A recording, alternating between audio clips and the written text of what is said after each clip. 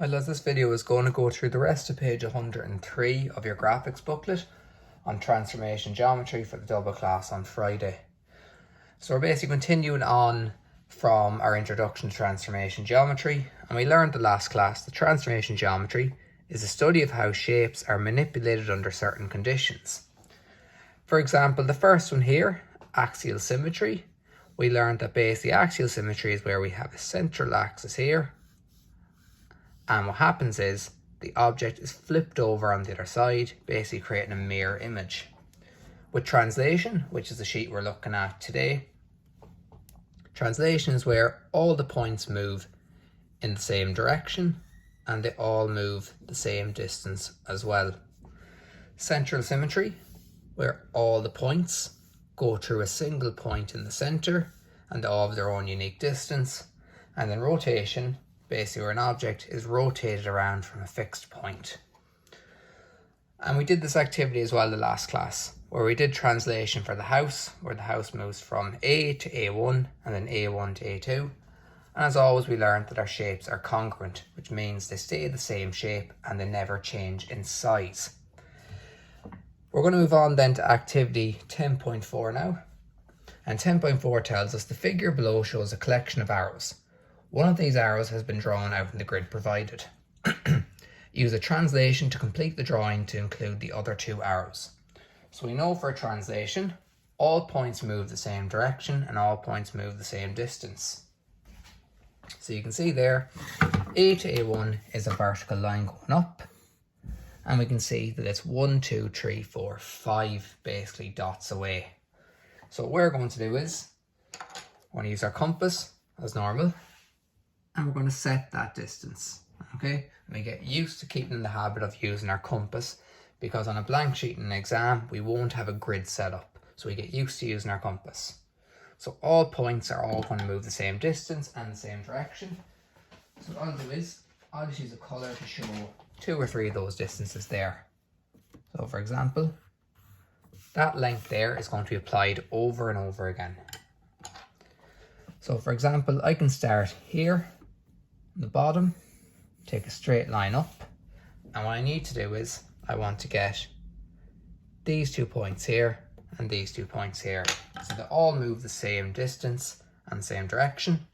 So the bottom one, that moves to there, the next one moves to there, that one goes to there, and the top one goes to there. Next line then,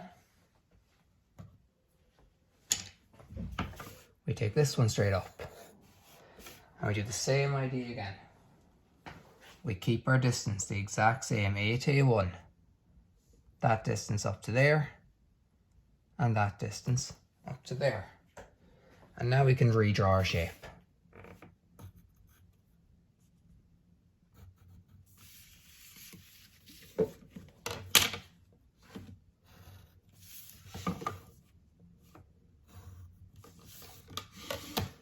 And that goes across to there,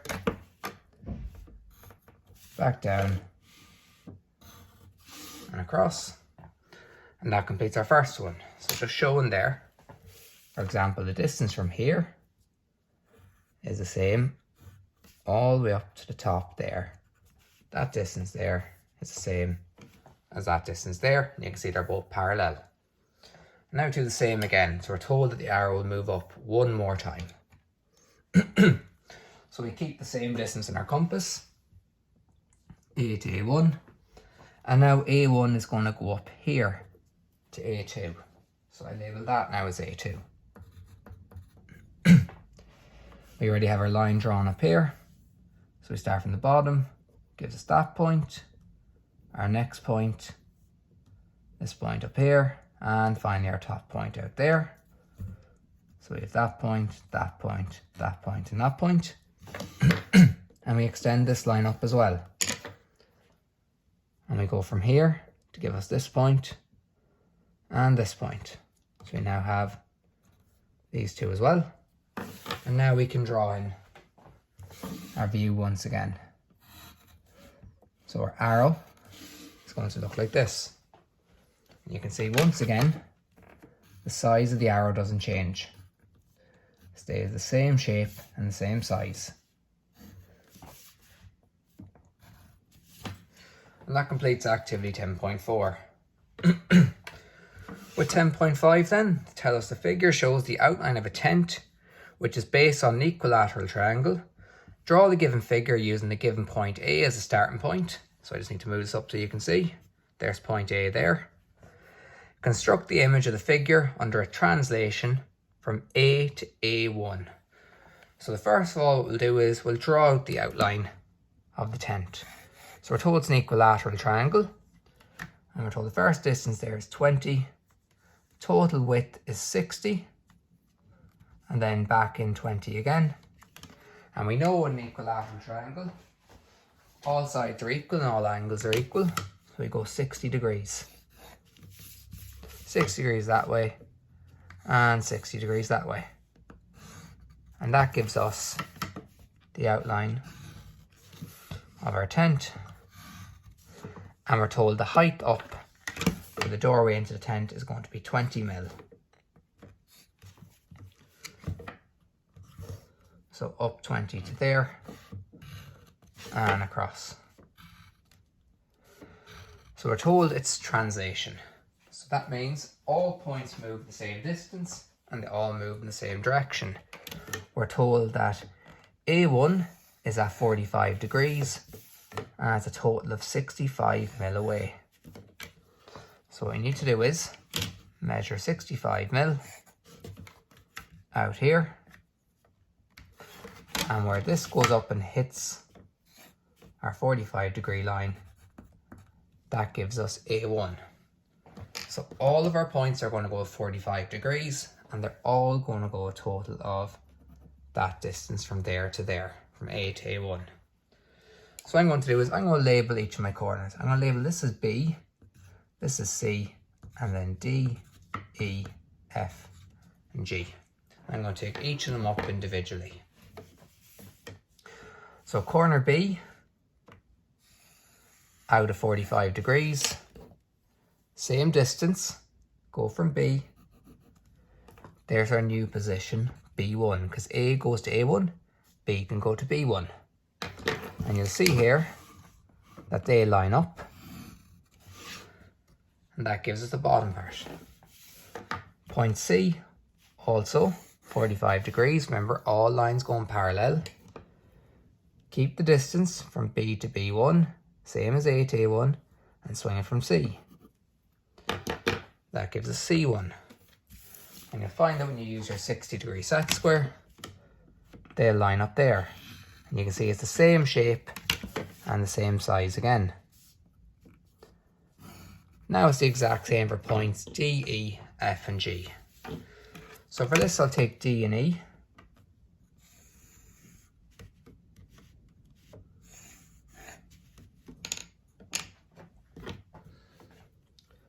So from D, that goes to there. You can see it touched through the base. E goes up to here. You can see F passes through it. So we can go from F up to there. And the last one then, point G. Swing it from here and you see it touches off the base there as well. And that gives you G. And now we can draw in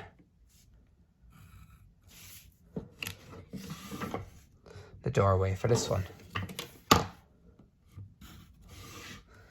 And you can see the shape has stayed the same size and the exact same shape for the tent again. And that just shows once again under translation. And just once again to show the colour, for example, I use the green one here. The distance from C to C1, that distance there is the same as A to A1, both the same. The last one, we're drawing the letter T this time. And you can see T is already drawn for us, so it gives us point A, and it's telling us that A1 is at 30 degrees and it's up 45 mil. That's telling us the drawing of the letter T is given above, transformation is applied to the given layer shown in the figure to the right, construct the image under a translation. So it's basically the same thing again. What we have to do is go up 45 mil,